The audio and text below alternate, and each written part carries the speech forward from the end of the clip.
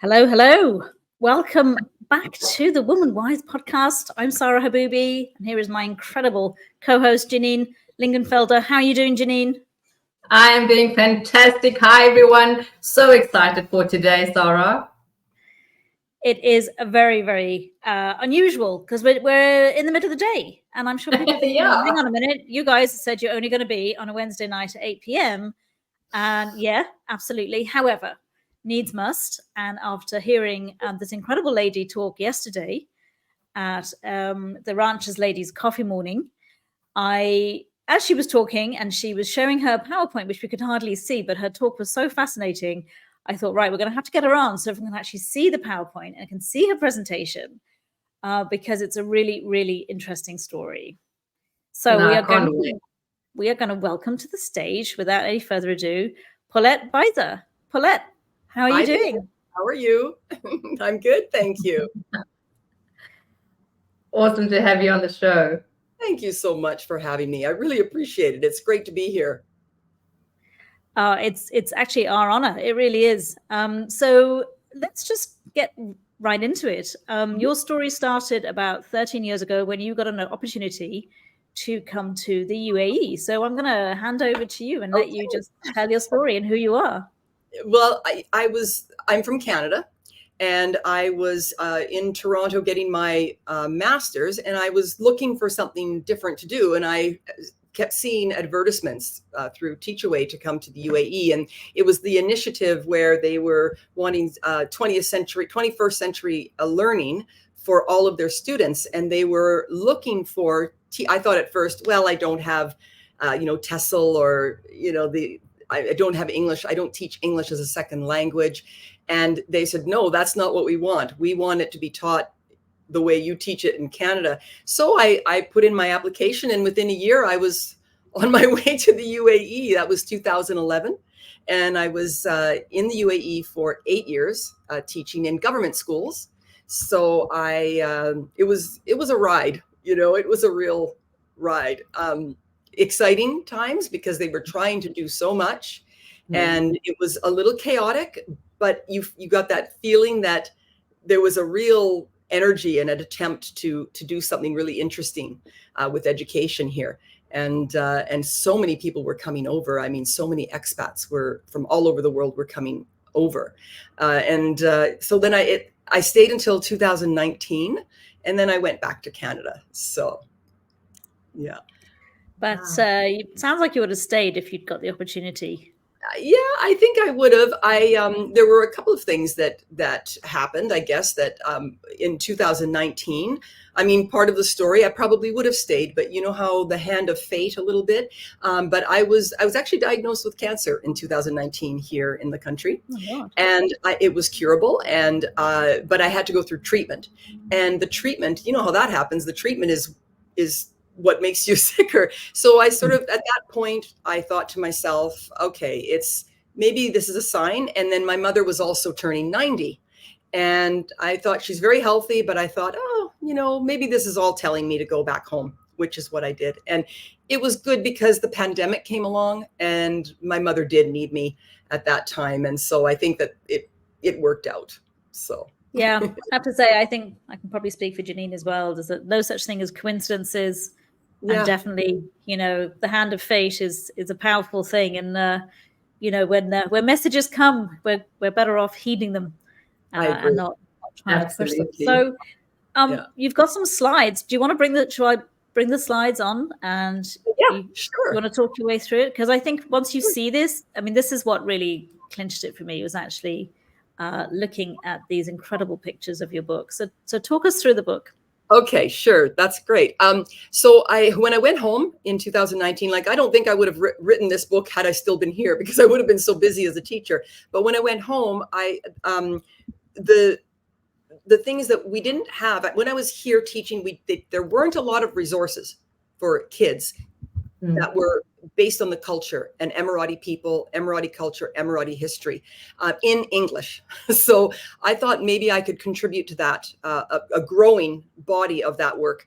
And so I went home and I just kind of started writing and playing with it a little bit. And I came up with this story, how I came to be the UAE. And I basically took the perspective of the country itself, pretending that the country was alive and human, and almost a fatherly or grandfatherly figure, and then telling the story. So this is myself, and this is my niece, Emily Baker, who is my illustrator. She illustrated all of the entire book in digitally. So I'll just go, and I just have to show what it's like in Canada, right? Well, not right this minute, but a month ago when I was. Are we going to compare? Are we going to compare climate stories? Is this what we're going to do now? Because I think if anyone was to bring up some Dubai pictures from last week, you must have been here. Were you here in the rain? I was here. It kind of knocked my first week out of whack here in the country. I was supposed to be going to schools all last week in Al Ain and Abu Dhabi, but the whole week got canceled. I managed to move a couple of schools to this week, but I lost 2 schools. I'll have to catch them the next time I come. I know it was unfortunate. It was I felt so bad that was happening, and it was unreal. But no snow, so I think we're maybe we're lucky. Anyway, this is just me. This is my slideshow that I show people. So I'm just from Canada, and that's just where I'm from, Winnipeg, sort of dead center in the country. And this is a little bit. These are just the kids that I taught some kids when I came here. So I'm sorry, I kind of got ahead on my little spiel, but I'll just kind of go. My PowerPoint got a little out of whack there, but this is just the first page where I basically say, allow me to introduce myself. I'm one of the youngest countries in the world, so that people know it's coming from the perspective of the country, and the incredible story that is the story of this country. So I'll move forward.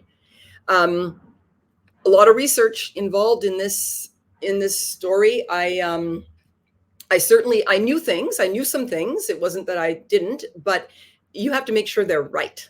Exactly right. So I had to do a lot of looking at Bedouin life first, and just how smart and resourceful and just how the skills that the Bedouin had.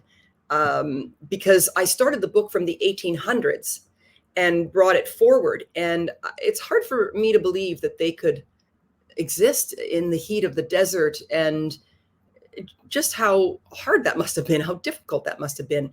They were able to navigate by the stars. They could, see where they were going by the dunes sculpted in the wind.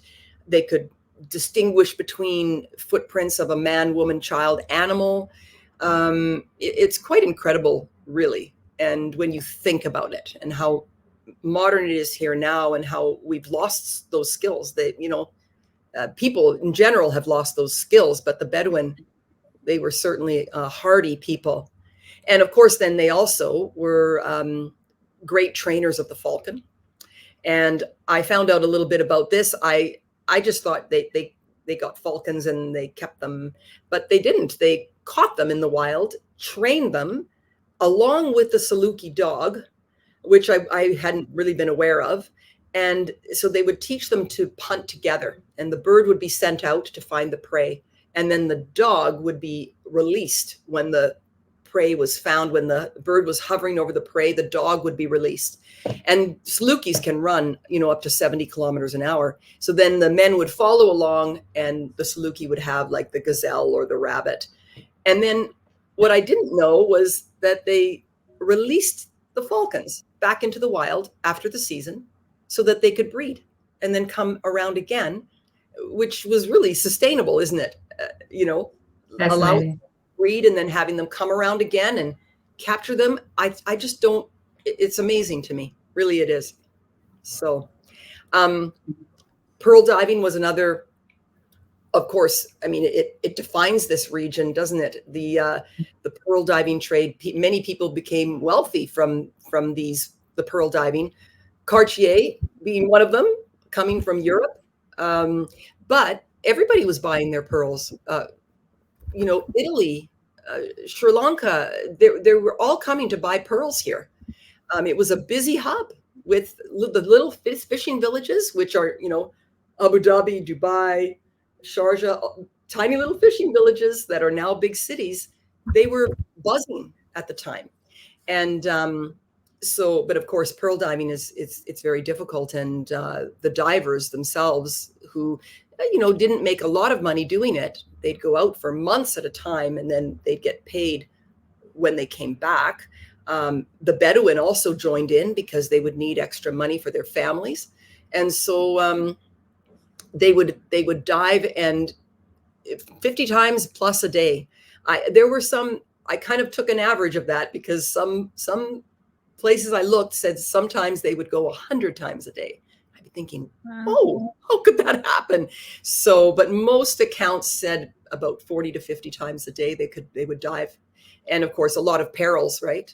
A lot of like the sea animals, or just even getting scraped by coral, etc., and their health, their lungs. So these were a lot of dangers that they faced for not that much money that they would make. But I also had to do a little research into the relationship with the British, because the British were coming through that area to trade with India and also trade with them. But at that time, you can imagine people weren't too happy about boats they didn't know coming through the region. So, sometimes they would have a bit of difficulty going through. And finally, they, of course, reached an agreement with the sheikhs in this area that they would, offer their protection via land and sea. And then, but we need passage here. So that was, and of course, that relationship, even though the British left in 1971, that relationship is still strong, to this day. And again, I looking at the life and times of Sheikh Zayed, and of course, he was a wonderful man who had vision, and he also wanted to know his people. And he went out into the desert and lived with the Bedouin, amongst the Bedouin, and learned their ways and learned how to train falcons. And he was very respected. And he was also, of course, when the oil was discovered, and even previous to that, of course, the Emirates had become very poor because of the Depression, and the whole world, of course, was poor. And also cultured pearls started coming onto the market in countries like Japan, and that kind of killed the pearl diving trade. And so when oil was discovered, they really had to look to that, because they had really lost that pearl diving trade. And of course, it was the one who united this country. And so these are the types of things that I just had to go learn a little bit more. But I was, of course, still trying to tell the story in such a way that it was not like a history lesson, that it was a story told by a person straight to whoever was reading it, children, adults, visitors to the country, because I think this book appeals to more than just children. I think adults can learn from it as well and enjoy it, and enjoy the visual aspect of it too. So anyway, I don't know if you want me to carry on. And keep going. Well, we don't have any questions yet, but we've got a few watchers. I know a lot of people will watch the recording, because this was all a bit short notice. Yes. But as I said, we couldn't really see the slides yesterday because they were projected onto a wall. Yes. And I just thought, this is not doing it a service at all. We need to see these slides in the technicolor glory, and particularly your talented niece, the work that she did. So yeah, go ahead, tell us a little bit more about Emily. So Emily is my niece, and she is very talented. She actually has just been drawing since she could hold a pencil, and she's self-taught, and in various mediums. She does, oil. She does watercolor. She can do realism, and she can do more cartoonish or that sort of thing. So she's very versatile. And she took on the project. She'd already done 2 books for someone else, illustrated, but it was a very different. It was not landscape like this, and it was certainly not about a country she knew nothing about. So that was the challenge for her. And she said, it intimidated me at the beginning, but she said, I wanted to learn. So there was a lot of exchange of pictures, talking, ideas, etc. And she, I think she did a really good job of depicting a country she had never set foot in.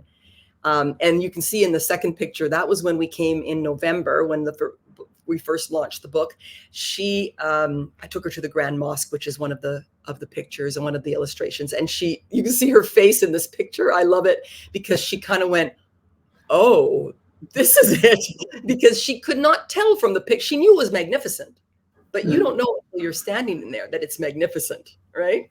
Correct. So that's kind of neat. But Did I anyway, see pictures of you, Janine? Did you just go down there? Was it last weekend or the weekend before? Did you just go Yeah, when I saw that picture, and I was like, I will go there every weekend because there's just really so much to see. Yeah, I absolutely love that mosque. Yeah, we've been there last weekend. We went and had a visit. It's just phenomenal. And you're right.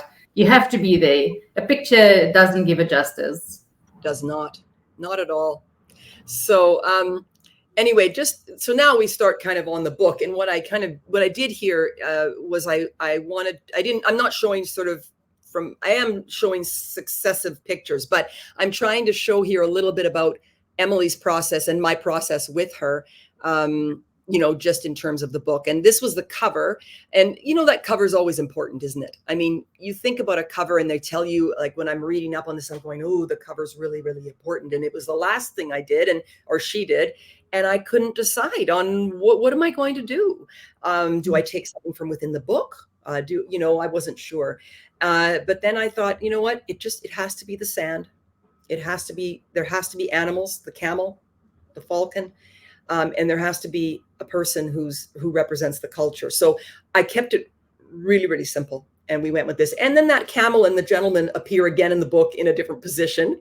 So I thought, oh, that's kind of okay. Kids might pick up on that, and so that would be sort of cool.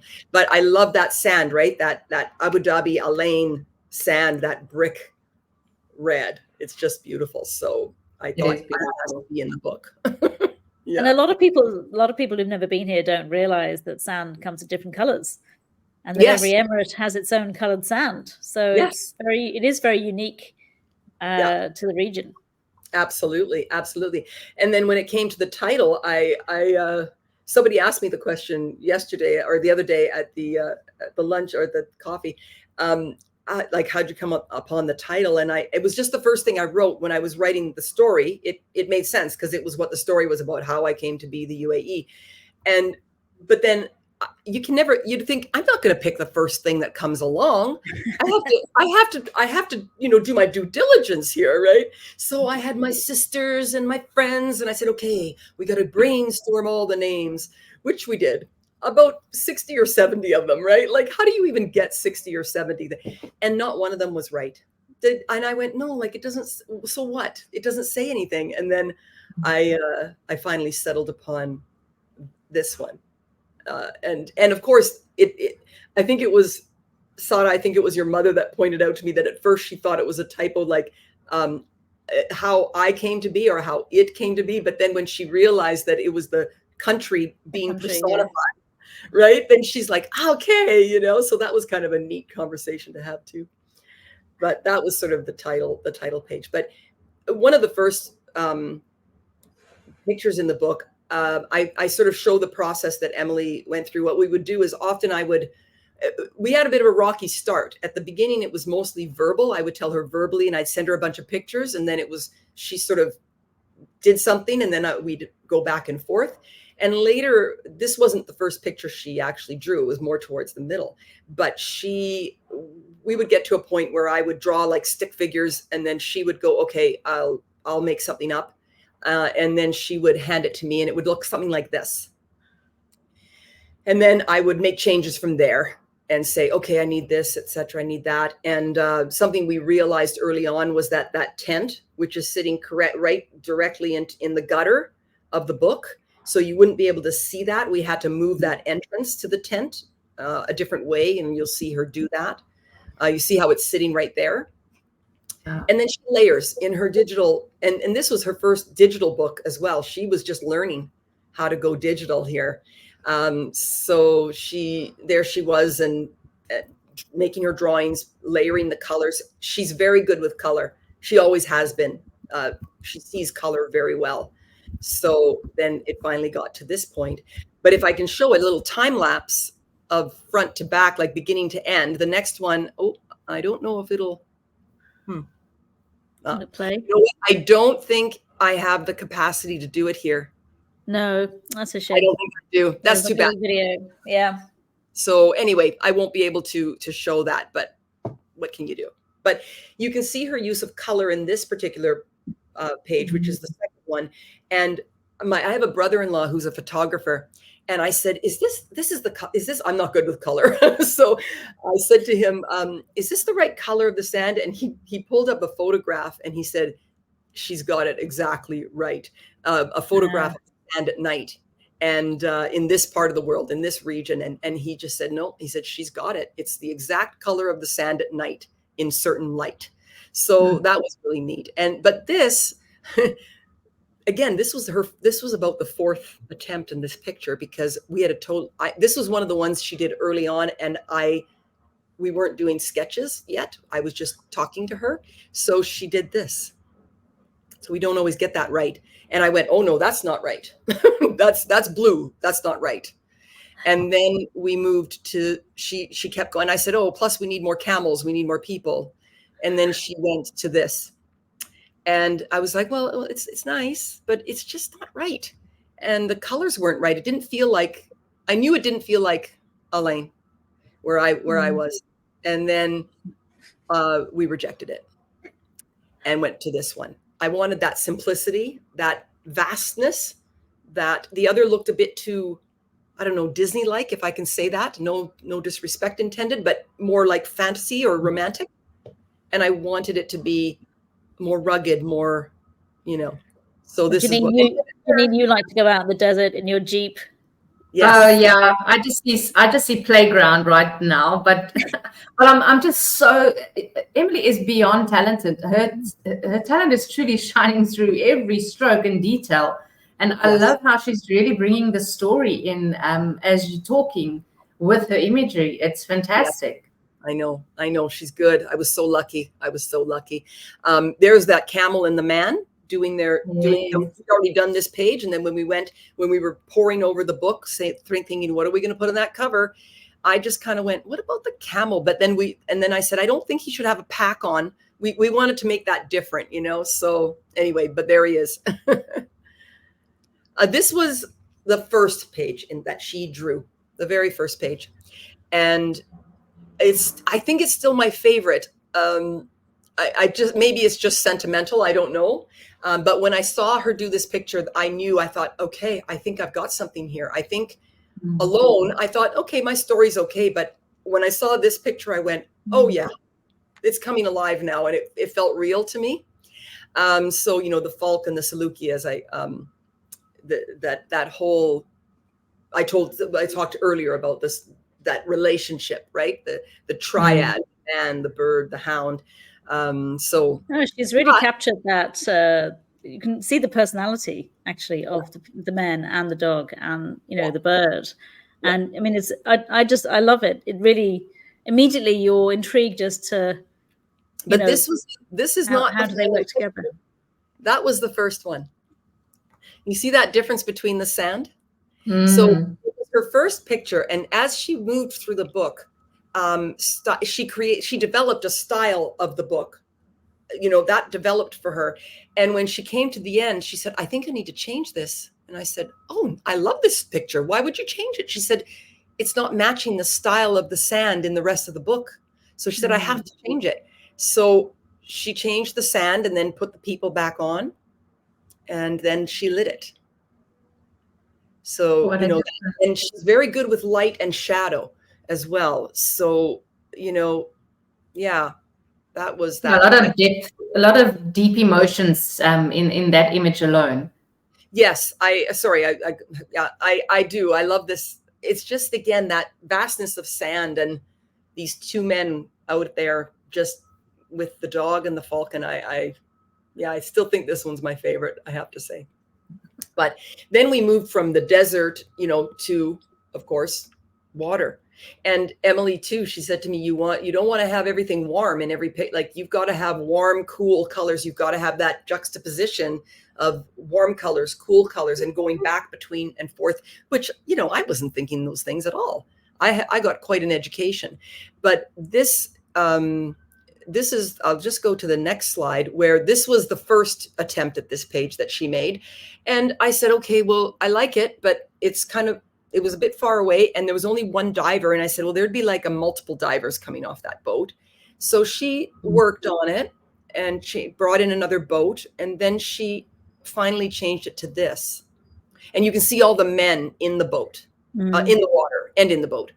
And she kind of, the ones off in the distance, she blurs them a little bit, so that, because we wouldn't be able to see that with the naked eye anyway if we were looking in real life, right?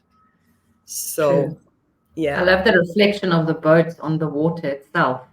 yeah. And now that's the end of the first half of the slide. I have to go to the second slide. I think you have to go there for me. Do I have to add it in? Okay, so let me just remove that. It was just too big, and we'll get rid of that first. There we go. Yes. So then she had a baby. Very creative. The book, and then she said, Auntie Letta, she calls me Auntie Letta. She said, I'm having a baby. I'm like, when? So it was kind of funny, but she's she had the baby, and she still had seven visuals and the cover to do. And then she went to labor a week early. She was working hard before it, and then she just kept working. This baby was quiet and slept a lot. So there he was, and she was drawing with him. But this is just an example. I mean, this is terrible, but this is me. So this is me. Yeah, this is how I am. So I'm no illustrator. And I would give this to her, and I'd take a picture of it. We did most of our stuff through WhatsApp. I'd take the picture, and there it would be. Then she'd go, oh, I'll turn it into this, which I'm like, oh, thank you. That's so much better. Because of course she needs room for text, right? And I wasn't, thinking that way as much. And then she, of course, brings in the color and the activity on the beach, which we've got the traps there. They look like lobster traps to a Canadian, but they're actually hamor traps. And I researched them. They put them out into the hamor go into shallow grassy areas in the water, and they put them there, and then the hamor, swim in and then can't swim out again. Or they're pulling nets in from the left side there. They're pulling in nets and then carrying the fish. So that was kind of a neat. And that also shows the British ship in the background. And this is where I discuss the relationship with the British and moving in them moving through that area. So, but then this picture was hard because this is the Depression. This is when the pearl diving trade kind of collapsed with the Depression and with the onset of cultured pearls. And but what was difficult about this was there was no footage. There were no pictures of this time period. And there must be somewhere, but I wasn't able to access them. And I think maybe, Sara, it was you that said to me that maybe I could have found them in some archives here. But no, it wasn't me. Somebody mentioned that to me, that maybe I could have found those things in, but I wasn't here.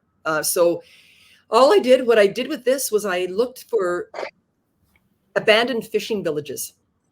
So I got together a bunch of abandoned fishing villages, and the door there is part of that, where I found, these doors that are so wonderful. Especially coming from Elaine, I've seen so many of these doors, and then these men, of course, not having work, and you can see the water in the background. But I didn't want the colors to be too dark.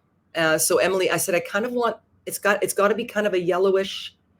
And I think she did a good job of the color here and making it somber, but not, too dark. Stunning. And then, of course, this is another favorite of mine. I love this one. I love this picture. No, I do too. Because, the Magrudys, it's just such a part of culture here. And it was one of those lean-to ones, the ones where you're out in the desert and you've got a lean-to and then you have your fire in front, but people are still gathered around. And it was the old style, And unfortunately, this one, I also have a time lapse, but I don't think we'll be able to see that either. So we were looking at perspective here. I said to her, I want it to look like they're around the fire. And of course, she always has a solution to everything. And she made it so that I'll just go here. You can see the person sitting in the foreground, the two people. one with his hand out and the other one with a cup. And then also the cup, I of course said to her, well, you know, in the West, that's how we hold our cups, but they don't hold their cups that way. So she changed that to this, so that it was, you know, I love it. I love that level of detail. Amazing. Because the minute you changed it, it was like, yeah, no, that's right. Yeah, that's right. I wouldn't have necessarily picked that up on the previous one, but when you show that, you go, yeah, that's. Yeah. It was important that I did it right, and the fact that I'm not from this country, and you know, I'm a Westerner. I was nervous about that. With every page, I was nervous about that. But I did show. When I was nervous, I would show some of my local friends and get their opinion. You know, almost permission. What do you think of this? Can I do this? So that was really helpful. Yeah. See, I can't do it. Sorry. And then we have this iconic, of course, everyone knows this picture, and, you know, it shows up in all of our Spirit of the Unions in the national days. And it's a wonderful image, but of course I can't use this image because it's a copyright issue. So we decided to, again, play with perspective, change the perspective. And we still didn't know if it was going to get approved, really, if this was okay. I did ask my friends, and they, you know, here in the UAE, and they thought it was, but you really have to wait until you get to the media council that approves or doesn't approve your book. And it went. So this is the shakes. This was difficult a bit too, because just the footage was older. The photographs were harder to see. Emily really sharpened the picture of Sheikh Zayed, or his face, so that the focus was drawn to him. And then the flag, of course, in the background. This is amazing. Yeah, I like this one too. And, you know, when I go to schools, and I have some stickers of all of the major pictures in the book. And when kids go to buy, they always want to get, like, I separated them into Dubai and Abu Dhabi, and they always want one or the other because it's the skyline, right? But that's, I had a false start. It's terrible.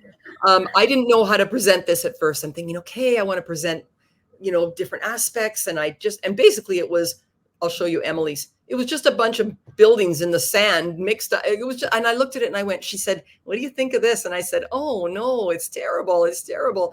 And so we went back to the drawing board, and then I came up with this. That's me. And then of course it went to this. So, and she had to stylize that, because there's a lot of skylines out there too, of Abu Dhabi and Dubai. So she had to stylize that her own way. And yeah, so that was that one. And then this is the last picture in the book. Of course, the Grand Mosque. And this took her the longest to do. Just to do the mosque was about 15 hours to trace everything. She had to trace the mosque. It was not, she could not have done this freehand, this aspect of it. Then she placed the family. I don't think I have any, I just think I have this picture. She put the family in. And I know that there are a lot of tourists in the Grand Mosque, and that's what you see, you know, people from all over the world. It's full. But I wanted an Emirati family in the Grand Mosque because I wanted it to be that last page. I wanted that connection to the people and the place and the tribute to Sheikh Zayed. I felt that was really, really important. So just beautiful. So that is beautiful picture.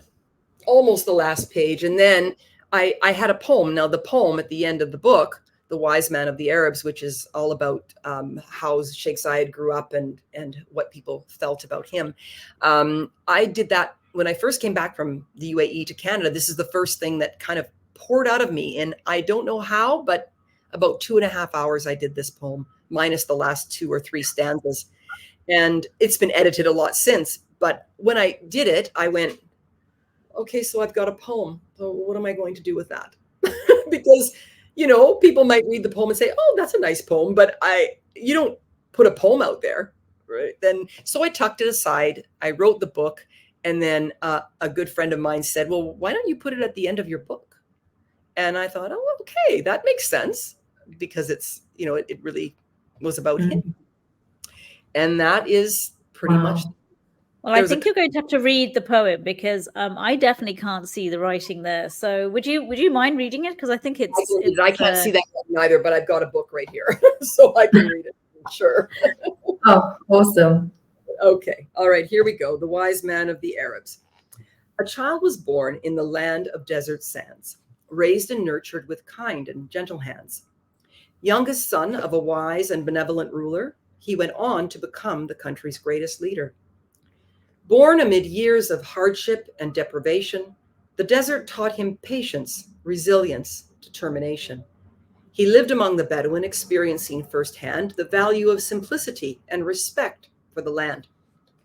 Hunting and riding, the great joys of his life, rifle in hand, in his waistband a knife. He galloped the desert on the back of a horse, falcon in hand as a matter of course. Committing to memory the sacred Quran, insight and knowledge from scripture drawn. Devotion to Islam shaped his mind, hopes for his country never far behind. The people of Abu Dhabi watched as he grew, powerful and sinewy with a heart that was true. Intelligent face, keen observant eyes, a quiet demeanor, they knew he was wise. Wanting something better for humankind, he listened to people with an open mind. With generous hospitality, he welcomed them all to discuss their ideas, no problem too small. Entrusted he was to a leadership role, saying, let's join together, a united whole. Many said, no, this was highly improbable. He proved them wrong, a feat most remarkable. As difficult a task as one can imagine, he accomplished his goal with grace and compassion. Abu Dhabi, Ajman, Dubai, Fujairah, Sharjah, Al Quwain, a few months later, Ras Al Khaimah. The United Arab Emirates standing together with all of its people united forever. Sharing the wealth of this new confederation, everyone called him Father of the Nation. Building their country, the people did toil. All was made possible with desert oil. Houses, hospitals, schools, and roads. The citizens thrived. The economy flowed. People all around the world came to see this tiny new country that guaranteed a place of acceptance and respect for each other, all faiths, colors, nations, sisters, and brothers. We remember this man, his spirit, his wisdom, and pay him respect for creating this kingdom, for building a country where all people benefit and treating its people as Allah intended it. With deep understanding, he advanced his great vision, Sheikh Zayed revered as a man of distinction. Though no longer among us, the torch he has passed, his legacy lives on, the mold he has cast. He set the bar high, the future looks bright, full of promise, stability, influence, and might. He serves as an example to all of us still. His words, his wisdom, his honor, his will. And that's the poem. Thank you. Amazing. So I had obviously I was lucky. I that's the second time I've heard it, and it's still so powerful. So as I said, when I saw you yesterday, I was on texting Janine going, we have to get this woman on before she leaves and goes back to Canada. So I'm really, really glad that we were able to squeeze you in. Me too. I know, with the schedules being tight because some of the schools were moved into this week, and it got a little bit crammed there. So there was a lot of texting going on yesterday. So fair play to you and Janine for being able to make it work. And have you presented this then to any of the schools that you had previously worked at? Did you? I have worked at 3 different schools here, and I was able to go back to one, the one that I had been at the longest, 5 years I was there, Hessa bint Mohammed School in Alain. So I went to that school and saw some of my old colleagues again, but of course some of them had dispersed because of, things happen. But it was really good to see them again. And just to be in that school was really nice. And all the schools have been lovely. I've gone to a school in Ras Al Khaimah, a charter school, Al Wadi, and spent 2 days there because my friend is the principal at that school and she lives there. So I was able to stay and, be in the school and go to different classrooms. And I'm going to Sharjah tomorrow to West Green International School, and I was at the Swiss International School today. So I've kind of been all around. Abu Dhabi, I've been there also to a charter school, and Al Riyadh, and going to the American School of Abu Dhabi, American International School. So there's quite a few happening. It's a whirlwind, because especially Dubai, driving in Dubai, Oh, yeah. It's Absolutely amazing. Yeah, it's evident that you and Emily put your hearts and souls into this project, and the result is nothing short of magical. The illustration is absolutely awesome. I want to ask a question with regards to, beyond the book. Do you have any personal stories from your time living in the UAE that highlights the Emirati spirit? Oh, so many. And I just have to draw on some. I think the hospitality is the biggest thing for me. And I remember, I'll tell you when I first came here, I was in Abu Dhabi for a bit, and then I got sent to Al-Ain, and I was at the Isla Hotel, and I was in the elevator, and there was a young man came in the elevator, and he says, "Where are you from?" So I tell him, and he said, "Oh, and how, you're here for a while in the hotel." And I said, "Yes." He said, "How are you enjoying the hotel?" And I said, "Oh, it's lovely.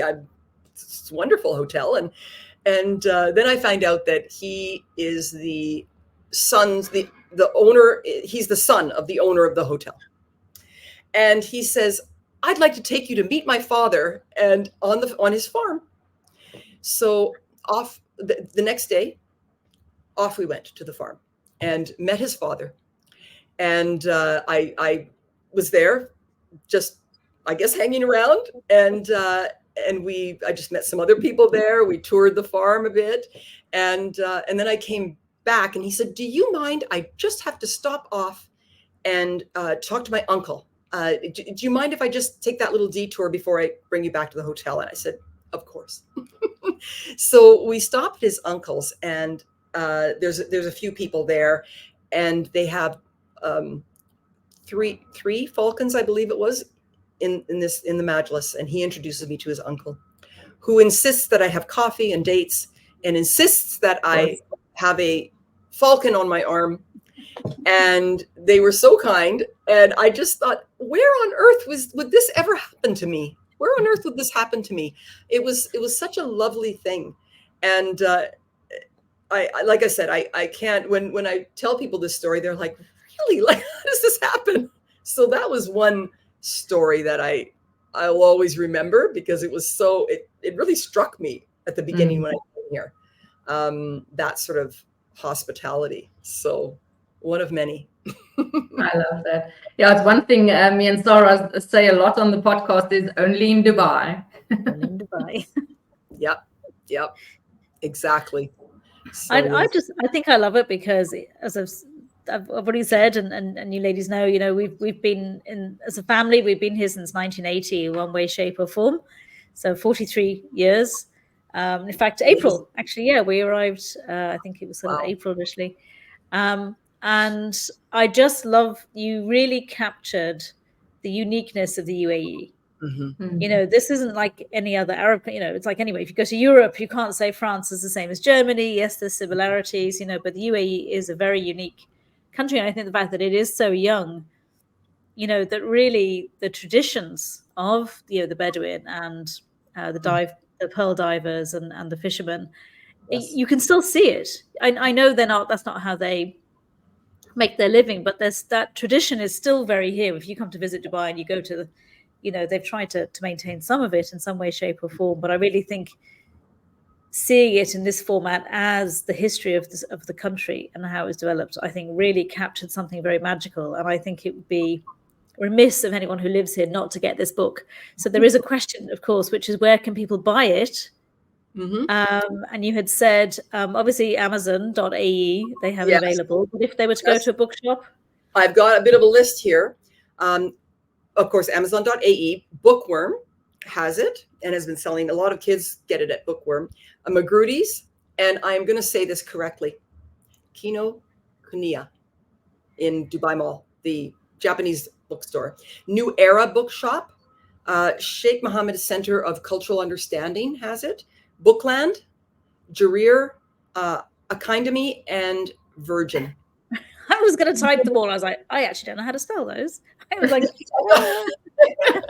so what we probably do is we'll places that can get it now. So yeah, we'll get the list and we'll make sure that we put it in with the recording and with the YouTube video that people. I think it's always better to go to a bookshop and go and physically pick it up. Yeah, hand your money over. In the bookshop. Don't order it online. Go and shop local.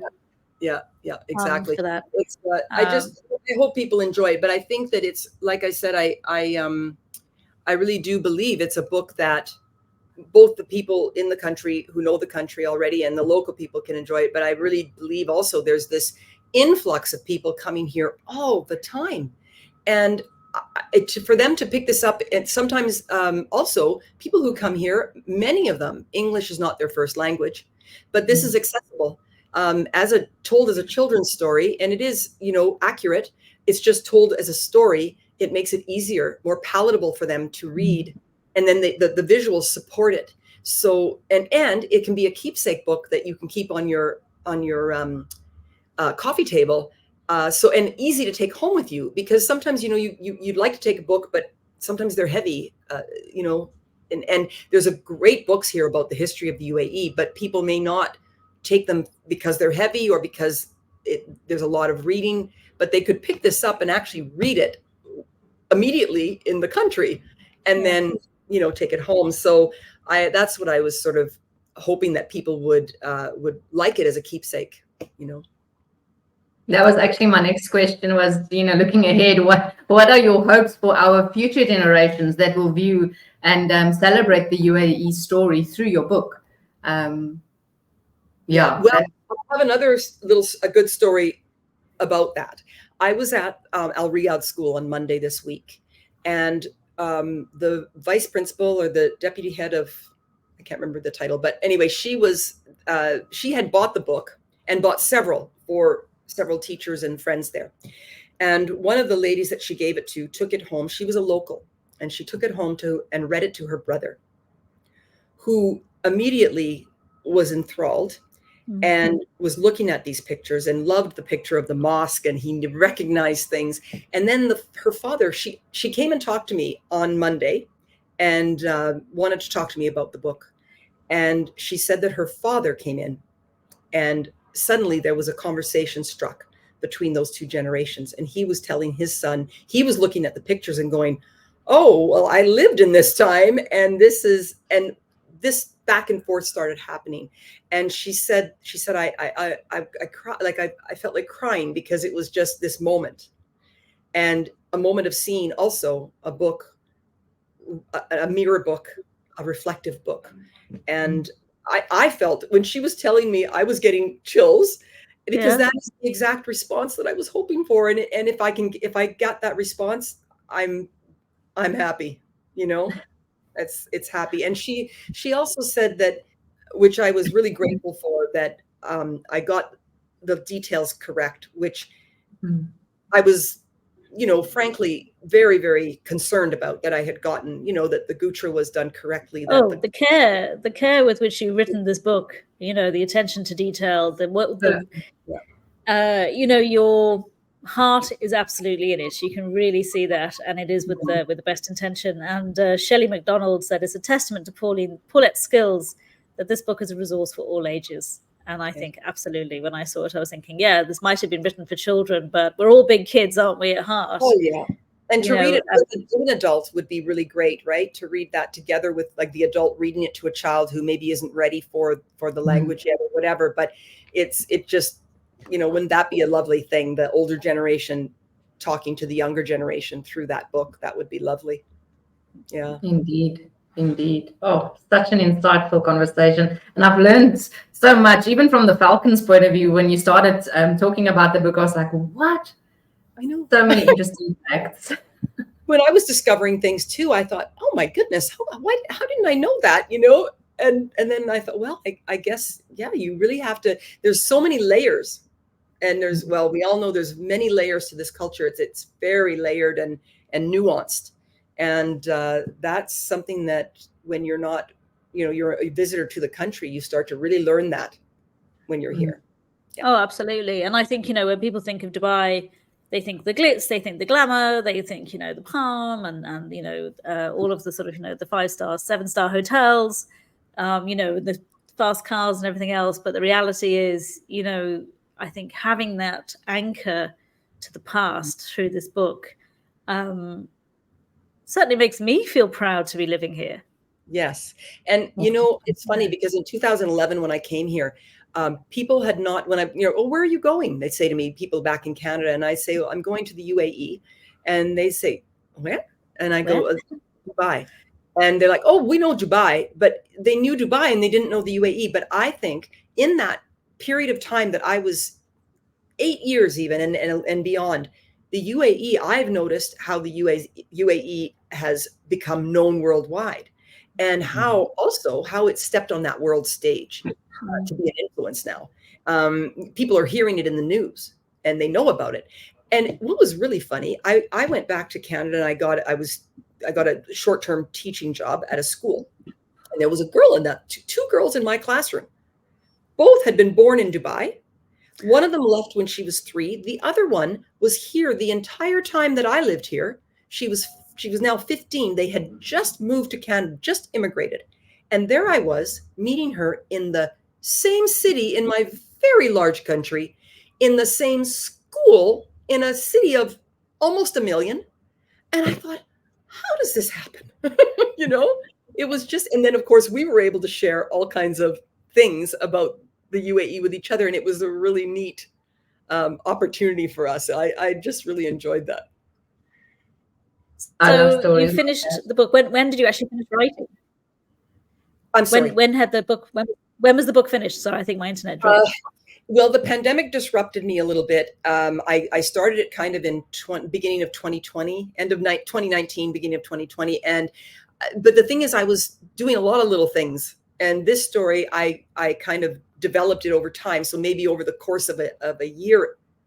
And I was actually thinking of other books and stories, putting them forward. I mean, I had a lot of bits and pieces because in the 8 years I taught, I never took a resource from anywhere else. All of the resources I made were all based on stories of the UAE, of the people. Wow. There's a lot of work, but it had to happen because the kids learn better that way. If they don't have to worry about content, they can they know their own stories, then they can focus on the English language. And was part of the reason I really wanted this book to be like this, contribution to an English language resource because of that.